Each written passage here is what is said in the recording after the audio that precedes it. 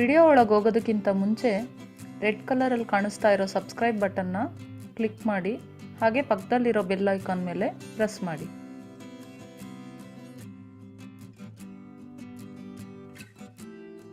ಎಲ್ಲರಿಗೂ ನಮಸ್ಕಾರ. ಕರ್ನಾಟಕ ರುಚಿಗೆ ಸ್ವಾಗತ. ನಾನಿವತ್ತು ಸಬ್ಬಕ್ಕಿಯಿಂದ ಮಾಡೋ ಪಾಯಸ ತೋರಿಸ್ತಾ ಇದ್ದೀನಿ. ಸಬ್ಬಕ್ಕಿ ತೊಗೊಂಡಿದ್ದೀನಿ 2 ಕಪ್ನಷ್ಟು. ಸಬ್ಬಕ್ಕಿನ 1 ಅವರ್ ಮುಂಚೆನೇ ನೆನೆಸಿಟ್ಕೊಂಡಿದ್ದೀನಿ ನಾನು. 1 ಅವರ್ ಮುಂಚೆನೇ ನೀರು ಹಾಕಿ ನೆನೆಸಿಟ್ಕೊಳ್ಳಿ ಸಬ್ಬಕ್ಕಿನ. 2 ಕಪ್ ಸಬ್ಬಕ್ಕಿಗೆ 1 ಕಪ್ನಷ್ಟು ಸಕ್ಕರೆ ತೊಗೊಂಡಿದ್ದೀನಿ.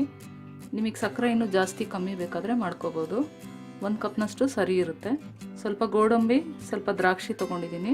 ಯಾಲಕ್ಕಿ ಪುಡಿ ಒಂದು ಅರ್ಧ ಸ್ಪೂನ್ನಷ್ಟು, ಕೇಸರಿ ಹೂವು ಒಂದು 3-4 ತೊಗೊಂಡಿದ್ದೀನಿ. ತುಪ್ಪ ಒಂದು ಸ್ವಲ್ಪ ಬೇಕಾಗುತ್ತೆ. ನಾನು ಹಾಲನ್ನ ಕಾಯಕ್ಕೆ ಇಟ್ಕೊಂಡಿದ್ದೀನಿ.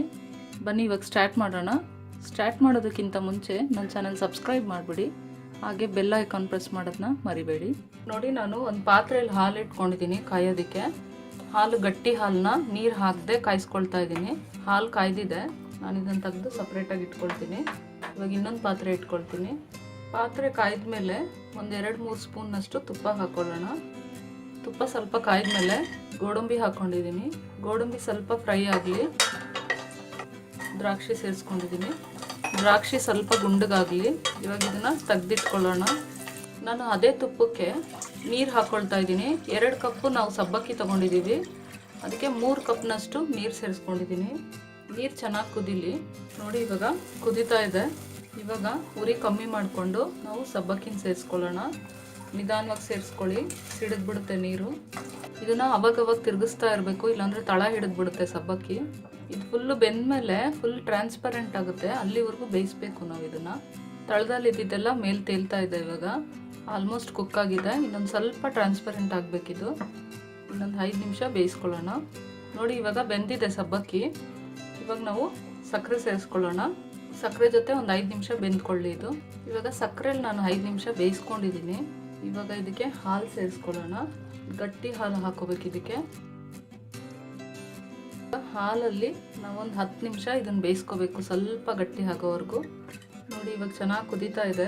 ಇವಾಗ ನಾವು ಕುಂಕುಮದ ಹೂವು ಹಾಕೊಳ್ಳೋಣ. ಸ್ವಲ್ಪ ಕಲರ್ ಲೈಟಾಗಿ ಯೆಲ್ಲೋ ಕಲರ್ ಬರುತ್ತೆ. ಯಾಲಕ್ಕಿ ಪುಡಿ ಸೇರಿಸ್ಕೊಳ್ತೀನಿ. ಚೆನ್ನಾಗಿ ಮಿಕ್ಸ್ ಮಾಡ್ಕೊಳ್ಳಿ ಇದನ್ನ. ಈ ಕನ್ಸಿಸ್ಟೆನ್ಸಿ ಬಂದಮೇಲೆ ನೀವು ಆಫ್ ಮಾಡ್ಕೊಳ್ಳಿ ಸ್ಟವ್ನ. ತಣ್ಣಗಾದ್ಮೇಲೆ ಇನ್ನೂ ಒಂದು ಸ್ವಲ್ಪ ಗಟ್ಟಿ ಆಗುತ್ತೆ ಇದು. ಇವಾಗ ನಾನು ಸ್ಟವ್ ಆಫ್ ಮಾಡ್ಕೊಳ್ತೀನಿ. ಸ್ಟವ್ ಆಫ್ ಮಾಡ್ಕೊಂಡ್ಮೇಲೆ ದ್ರಾಕ್ಷಿ ಗೋಡಂಬಿ ಹಾಕೊಳ್ಳೋಣ, ನಾವು ಹುರಿದಿಟ್ಟಿರೋದು. ನೋಡಿ, ಇವಾಗ ಇದು 5 ನಿಮಿಷ ಆಗಿದೆ, ಗಟ್ಟಿಯಾಗಿದೆ. ಇವಾಗ ಈ ಕನ್ಸಿಸ್ಟೆನ್ಸಿ ಇದ್ದರೆ ಚೆನ್ನಾಗಿರುತ್ತೆ ಪಾಯಸ. ಇದನ್ನು ಬೇಕಿದ್ರೆ ನೀವು ಫ್ರಿಜ್ನಲ್ಲಿ 1 ಅವರ್ ಇಟ್ಕೊಂಡು ತಿಂದರೆ ಇನ್ನೂ ಚೆನ್ನಾಗಿರುತ್ತೆ. ಇದನ್ನು ಬೌಲ್ಗೆ ಹಾಕೊಳ್ಳೋಣ ಇವಾಗ.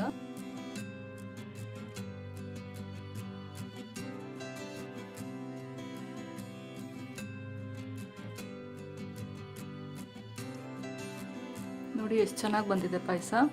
ಈ ರೆಸಿಪಿ ನೀವು ಟ್ರೈ ಮಾಡಿ ಫ್ರೆಂಡ್ಸ್. ಈ ರೆಸಿಪಿ ನಿಮ್ಗೆ ಇಷ್ಟ ಆಗಿದ್ರೆ ನನಗೆ ಕಾಮೆಂಟ್ಸ್ ಮಾಡಿ, ಲೈಕ್ ಮಾಡಿ, ಸಬ್ಸ್ಕ್ರೈಬ್ ಮಾಡಿ ನನ್ನ ಚಾನಲ್ನ.